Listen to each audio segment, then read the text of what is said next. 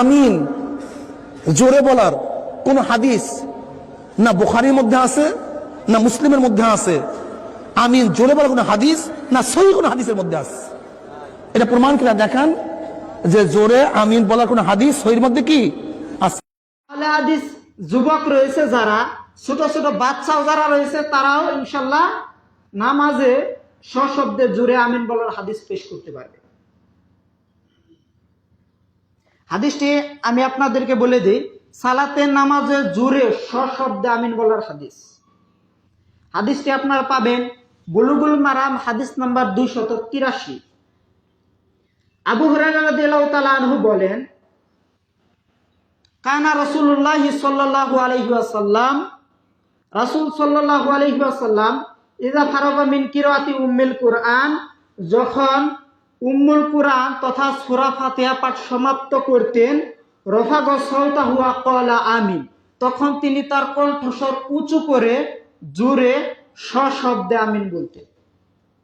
বুলুগুল মারাম হাদিস নাম্বার 283 নম্বর হাদিস।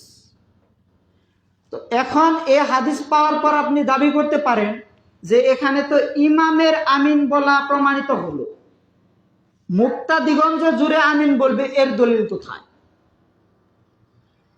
যখন আমরা হাদিস পেশ করব তখন কি বলবে? ইমামের জোরে আমিন বলার হাদিস পাওয়া গেল, বুলুগুল মারাম হাদিস নাম্বার 283 নম্বর হাদিস। মুক্তাদিগণ যে আমিন বলবে এর দলিল কোথায়? এর দলিল হচ্ছে সহিহ বুখারী 780 নং হাদিসের ভূমিকায় ইমাম বুখারী রাহিমাহুল্লাহ রচনা করেছেন, কলটা নিয়ে এসেছেন। আতা রাহিমাহুল্লাহ বলেন আমিন হলো দোয়া। তিনি আরো বলেন, আব্দুল্লাহ ইবনে জুবাইর রাদিয়াল্লাহু তাআলা আনহু লোকেদের নিয়ে এমন ভাবে আমিন বলতেন যে মসজিদে গম গম আওয়াজ হতো। আবু হুরায়রা রাদিয়াল্লাহু তাআলা আনহু ইমামকে ডেকে বলতেন, আমাকে আমিন বলা থেকে বঞ্চিত করবেন না, আমাকে আমিন বলার সুযোগ দিবেন যাতে আমি আমিন বলতে পারি। নাফি রাহিমাহুল্লাহ বলেন, আব্দুল্লাহ ইবনে উমর রাদিয়াল্লাহু তাআলা আনহু কখনো আমিন বলা ছাড়তেন না এবং লোকেদেরকে আমিন বলার প্রতি উৎসাহিত করতেন। আপনি খুলেন সহিহ বুখারী 780 নম্বর হাদিসের ভূমিকা ইমাম বুখারী রাহিমাহুল্লাহ নিয়ে এসেছেন।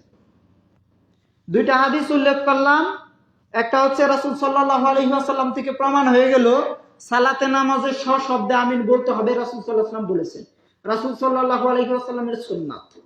বুলুগুল মারাম হাদিস নাম্বার 283। আর সহিহ বুখারী থেকে দলিল পেশ করলাম যে সাহাবায়ে কিরামগণ কি করতেন? যদি পিছনে থাকতেন, মুক্তাকি হিসাবে থাকতেন, তারপরও কি বলতেন? সালাতে নামাজে সশব্দে আমিন বলতেন।